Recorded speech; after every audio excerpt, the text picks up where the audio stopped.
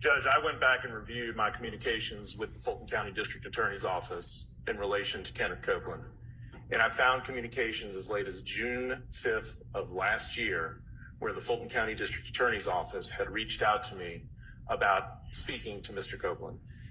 Speaking to Mr. Copeland concerning this trial, not about any other case. Speaking with Mr. Copeland about this trial.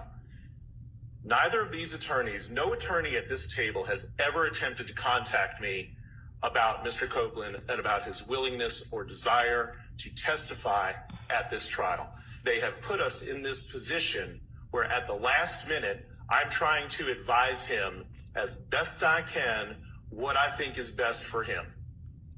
Had they exercised the slightest bit of professional conduct, we would not be sitting here having this conversation today. And unfortunately, for me to fully explain everything that's been going on, it would require me to reveal confidences that I'm not going to reveal. I don't want you to do that, sir. I can assure you that the decision to invoke the Fifth came completely from Kenneth Copeland. I owe nothing to anybody over here. I owe nothing to anybody at any of these tables. I don't care, candidly, no offense, don't care what happens with their cases. The only thing I care about is what happens to Kenneth Copeland. And for any assertion, I'm sorry, Judge, for any assertion. And that's your primary duty. It is. That's exactly right. And for an assertion to be made that I or Mr. Copeland are somehow being influenced by somebody over here is absolutely ridiculous. I take great offense to it, and I can tell Ms. Love that I am going to the state bar to report her for contacting a witness that she knows to be represented by counsel. She and I have had conversations about Kenneth Copeland. Okay, and sir, that is whatever you decide to do outside of what the court is ruling upon. Remember, the court can only rule upon what I see. Okay, and what I see at this point in time is a witness who, for whatever reason, may have some other reasons about his testimony. He has expressed those this morning. He said, "I'm going to invoke my Fifth Amendment privilege." Mm-hmm. The state came to me and said, "Okay, listen, we would like you to sign an immunity order under 24-5-507. They make that decision. So there are. I mean, I think that gets us to the point where we knew that, or at some point in time, that the state knew that he was going to invoke his Fifth Amendment privilege. So absolutely knew it. So, but in order for them to still get this testimony, which they believe that they need, they offered him immunity. So that's what we explained to your client this morning. So whether or not he wishes to go ahead and still invoke his privilege, that's his choice. But the statute's pretty clear. I understand. And I know you. And I know you. I've known you, sir, for at least two decades or more, sir. And I know that you have told him, "Hey, look, if you invoke, this is probably what's going to happen." And I suspect that if you probably have a conversation with him now, you're probably going to tell him, "Well, that was a self-fulfilling prophecy in terms of what I told you might happen." But I don't know what conversations you have with him, but I suspect that they were consistent with what the dictates of 24-5-507. Now, Monday, we'll go ahead and I'll call him out before the jury comes in on Monday morning, and we'll ask him whether or not he wishes to continue his testimony, because I don't want him to invoke in front of this jury if I can help it. So since he's made it once already, I'm going to ask him before the jury gets out here on Monday, is your intent to invoke your Fifth Amendment privilege? If it is, he's going to go back into custody until he's willing to go ahead and give testimony, because he has immunity, so he has to testify. Judge, the only thing that I would say is that the primary reason Mr. Copeland is in custody right now is because the state has utterly failed to follow up with me in any regard with regard to what Mr. Copeland wants to do or intends to do. That's probably not true. It is grossly unfair. I've known you for almost 2 decades. I've known Ms. Hylton and Ms. Love in particular for a long period of time, and I don't think that they would do that to you. Judge, at no point did they ever reach out to me about Mr. Copeland. about Mr. Copeland's testimony here today. The last time I heard from anybody in the Fulton DA's office was June of last year. Ms. Hylton, did you reach out to Mr. Melnick? And if so, when? When I talked to Mr. Copeland, he told me Mr. Melnick was not his attorney. So that is, I talked to the witness because When did you talk to Mr. Copeland?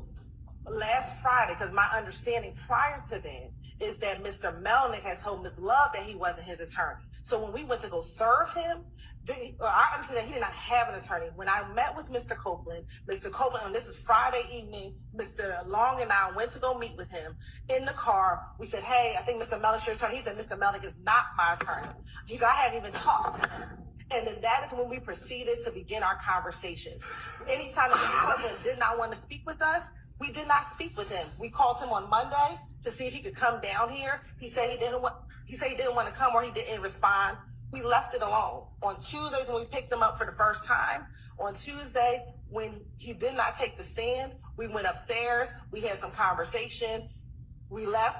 Mr. Long took him back home, and then yesterday he came back down here with us again. We showed him some of the evidence that we were going to show him, and that was the extent of it. And if at any time Mr. Copeland would have told us he wanted his attorney present, we would have called Mr. Melnick. But our understanding was, one, he was not his attorney. Mr. Melnick disavowed being his attorney, and Mr. Copeland told me he wasn't his attorney. So that is what I based all of my decisions after. It was not until 6 o'clock last night, or whenever this email was sent from Mr. Melnick with Mr. Shard and Mr. Steele copied on it, that I get this idea that you've been talking to my client and that my client is going to plead the fifth, which brought us here today. That has been what has happened since last Friday, Your Honor. All right. So we have a witness that may not have been totally candid, or may not have thought that he potentially needed you. And as things developed, Mr. Melnick, he decided, well, yeah, he does need you,